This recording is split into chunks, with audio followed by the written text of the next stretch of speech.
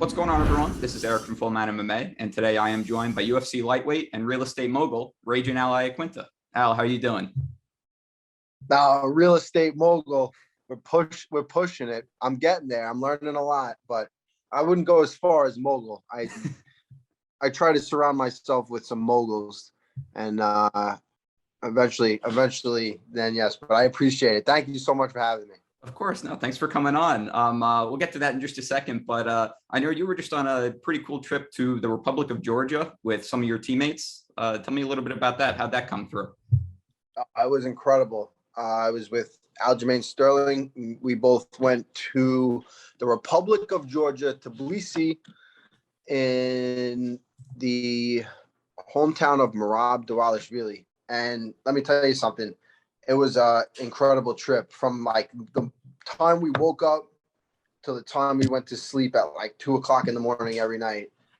We were doing something, seeing something. Rob was showing us something. We were meeting with the people in Tbilisi or in his hometown, his village of Vani. Crazy time. Saw so much. He's like that. I was so happy for the guy. He's such a superstar over there. It's not like it was so funny. We got off the plane in Georgia. There was a mob of people, and everybody wanted to see Merab, and he's coming back. And then we got off the plane at JFK, and we're walking through the airport, and Al just like, "Oh, everybody relax," and not a single person was looking at him. It was like, they respect Merab so much because he's like the biggest and well deserved.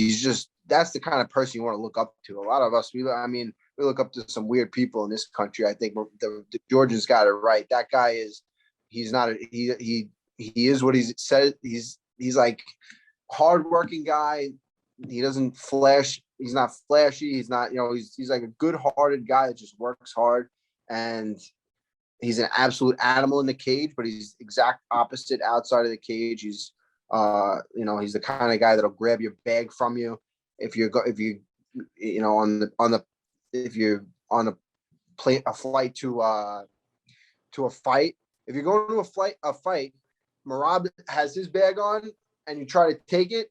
He's not letting you take it if he's got a fight. But if I've got a fight, he's carrying everyone's bag. He's carrying Aljo's bag. Merab's got like 10 people's bags on his back. He's carrying everyone's bag. Yet when he has a fight, no one can grab his bag. He won't let you. That's the kind of person he is. He's always doing more for everybody than for himself. It's crazy. I try to be like him. Yeah, no, he's great. We've had him on the channel in the past. Nicest guy that I've talked to. It's incredible to see his success. Let's talk about you a little bit now. It's been almost 2 years since we've seen you in the octagon. Just how have the last 2 years been for people that maybe haven't been keeping up with you on social media, your life outside of the cage? So I fought like 2 years ago. I had a surgery about a year ago and just been trying to get my body right. I've been dealing with some injuries. I had the surgery, mixed results. So I'm trying to get 100%, and we're getting there. So I think you'll see some news pretty soon, hopefully, but nothing definite just yet. But we're seeing. I've had plenty of time to kind of focus on some other things. The real estate is always good. That's always gonna be something I have a passion for. And I'm training a lot of people. It's it's been. I'm like a professional physical therapy attendee at this point. I go to physical therapy like every day, hours a day, just trying to get it right. I was out in Vegas at the UFC PI, and had a great time out there. Did a bunch of physical therapy, learned a lot about my body and stuff. So we're just plugging along, man. We're just plugging along. That's it. Well, yeah, we're definitely looking forward to seeing you soon. One of the things I know that you took some time in during this time off is starting your own podcast, something you've been toying with for a little bit. But we finally got the first couple episodes of the Call Me Out podcast, and watching through it, it's a lot more unique than a lot of the other MMA podcasts I've seen, with some of the segments that you guys have. You bring in like Twitter trolls to come in and speak their piece. What were some of the thoughts behind how this kind of wacky idea for a podcast all came together? I saw Joe Schilling knock that guy out in the bar, and I was like, I need to interview that guy. Like, that guy's got a story. You know what I mean? Like, what is his story? How did he end up in that bar acting the way he was acting? Has he got a drinking problem? What there's obviously something going on there. There's a problem with that guy. And I was curious. I was like, I would love to interview that guy. And then Aaron Weinbaum, who runs the parody account on Twitter, raging out, it's a realty, whatever, parody account, is hysterical. And we were talking about doing a podcast, and it all just kind of came together. I'm using my phone. I've got earphones like you. I'm just kind of like, I just was like, I'm just starting it out. I'm just doing it. You know what I mean? Everyone's saying, oh, you got to get a studio and this and that. I'm like, listen, we're just freaking going for it, and we'll improve as we go along. And yeah, it's been good. I've been fortunate to have Ariel Helwani the first episode. I've got Michael Chiesa on the last episode, and when I was in Georgia, I had Aljo. I had Aljo on. So it was, so far, it's been a lot of interest. People calling in, like you said. When people DM me, I never responded to any of these people on Twitter and Instagram. Very rarely I respond when they message me privately talking crap. So I just sent all the messages. I said, hey, you got crap to talk. Come on the podcast and talk about it. Notorious style bender. He called in. This guy is absolutely out of his mind. We're trying to interview him. We're going to see what his problem is. We haven't been able to crack him yet. Something about me likes him, but also he's an absolute retard. Excuse my language. But yeah, so we have fun with the guests. We had Ben Dover on Twitter came on. He's a Queens guy, absolute legend. Him and Style Bender went at it a little bit. We might have to set up a boxing match between these two guys if they keep going at it the way they are. But it's been a mix between having a little fun. We got some good guests on. James Krause is going to be on the next episode on Thursday. I'm really looking forward to having him. He's just an entrepreneur, fighter, just killing it in life right now. He's doing everything, and he's doing everything well. So I think a lot of people can get inspired by him, me included. I'm really looking forward to picking his brain on how he's doing so much. It looks like he's doing everything. It's one thing to be doing everything, but the guy is doing everything, and he's winning at the highest level in the UFC. I think the only fight he's lost in a while, that fight he took on short notice at middleweight. So incredible guests. I had to start a podcast. I'm surrounded by so many positive and inspirational people that I think a lot of people don't get the opportunity to be around. And if I could just put that out there for everybody to kind of get motivated and inspired by, and then we have a little fun with the people calling in. People can call in and say whatever they want. So sometimes you get the callers that are really educated in sports and whatever it is, and we have a great conversation that direction, or they just they don't get it, and we have to bring them back down to figure out why they are the way they are. Well, the podcast is absolutely hilarious. I listened to the 2 episodes with Stylebender, and it was so funny hearing you guys go back and forth. I wanted to ask a little bit. You talked about making a return to the cage sometime soon. I was wondering if obviously the long layoff had some things to do with your health as well. You were going to physical therapy quite a bit, but I was wondering how much you being successful outside of the cage had to do with prolonging that return, or was it mostly health related? I don't know if I would. Yeah, I mean, I guess I think I have to be productive outside of the cage. It kind of goes back. I don't know which, maybe if I didn't have anything else going on, I'd be more inclined to fight again. But I don't know. I'm just having a good time with it. If I really feel good and a good fight comes its way, it's something that makes me really want to come back and fight. But otherwise I'm kind of just like chilling, man. The fight game's I say the fight game. There's no game in the fight game. It's all,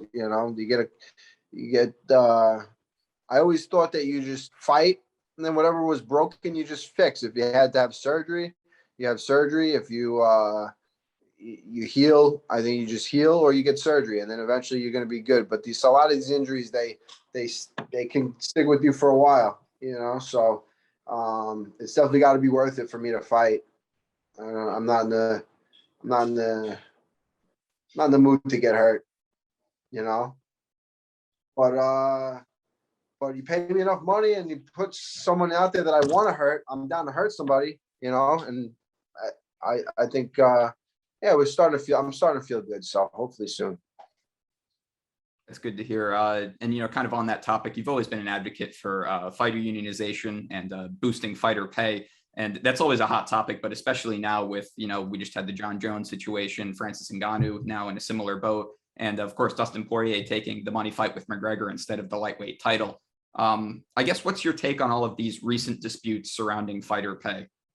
Yeah, there's always been disputes about fighter pay. You know what I mean? They pay us as little as possible. That's the goal. That's business. They want to pay us as little as possible, but keep us hungry. And they feast. But I think the fighter pay is going up. They just raised the price of the pay-per-views. They've been raising the price of the pay-per-views. They got this new sponsor, this cryptocurrencies paying them millions. Inflation is going up. So everything's going. The fighter pay is going up. It's got to happen. If we get paid the same, right? And they're making all these crypto. They're making more of they're raising the price. They got ESPN now for a couple of years, so they're really bringing in the money. Inflation's going up. That means fighter pay is actually going down. You know what I mean? If you think you're getting paid the same as 2 years ago, when I had my contract, so it's just that for an example, I had my contract for 2 years now. Some of these guys are on a contract for 2-3 years, and they're still getting paid the same thing. They got to wake up. That's what I mean. And but it's tough because what are you gonna do? Sit out? You gotta take what they give you. But yeah, fighter. You talk about a unionization. I don't know if it's happening anytime soon. It seems like that's people try and it doesn't even really get too much steam. So yeah. What do you think actually has to be done to successfully form like a big enough MMA union to make the impact that you guys are hoping for? I think the UFC would have to really mess up and not pay somebody.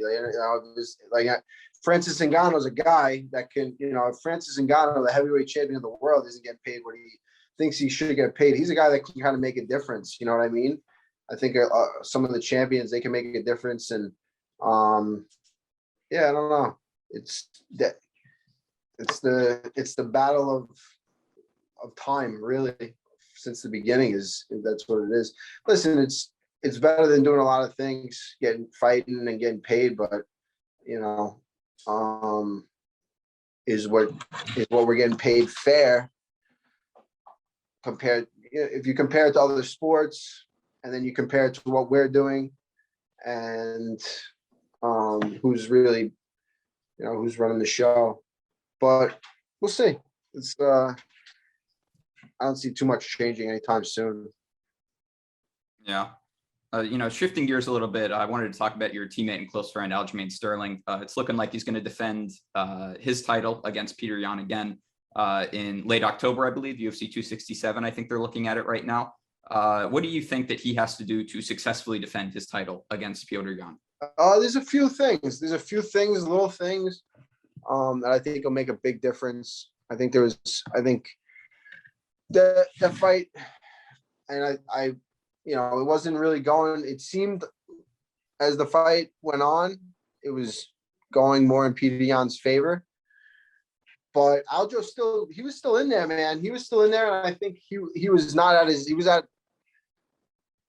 definitely not at his best. How close to his worst was he? I don't know. Well, that's what we're gonna find out, because he was still in there right before that knee. He threw a head kick. He was winging shit still. He was in there. He was getting a little all over the place, but he was definitely still in there. And Peter Yan was pulling away with that fight, but Aljo was still in there, and he was still annoying Peter Yan. And I think that's why Peter Yan threw that knee. I think he knew he was losing. The split second he just didn't give a shit. He said, "Fuck this guy. This guy's annoying me. I'm gonna knee him. I don't care if it's illegal or not." That's what it was. It's a dirtbag move. But that shows there's a little weakness in there to do that. He knew that's an illegal knee. You think that he didn't know he was throwing in an illegal knee at that second? He knew it. He knew that was not going to turn out well for him. He just did it anyway, and that's a weakness. That's a weakness for sure. Aljo has a few little things he's got to work on, but I mean, it was a big fight. That's his first title fight. I think he's going to be more comfortable in there. The fight week buildup is, for a title fight is so much different. He had so much more going on before the fight, and that was his first time. Now he's got that down.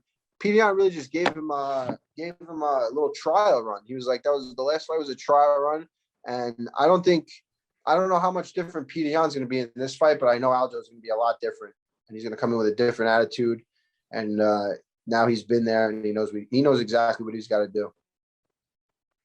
Should be a fantastic fight. And last question before I let you go here. You talked about this quite a bit on your podcast, but I wanted to get your take here as well. The Dustin Poirier versus Conor McGregor 3 obviously ends with Conor breaking his leg.